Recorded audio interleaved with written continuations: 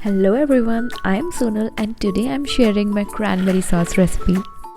The only thing better than a good recipe when something is so easy to make that you don't even need one.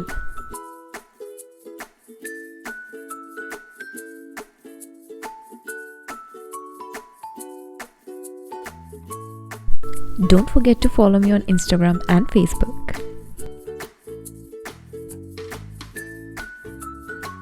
Making cranberry sauce yourself at home let you adjust the flavorings any way you like them.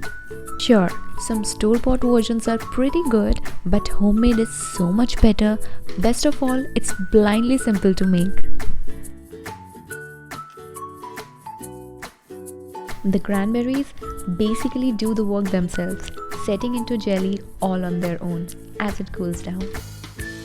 This is one of the Thanksgiving dishes you can get off your plate up to the week in advance. Bonus, the flavors will melt and deepen while it hangs out in the fridge. If you like this video, don't forget to hit that like button and subscribe my channel. Bye!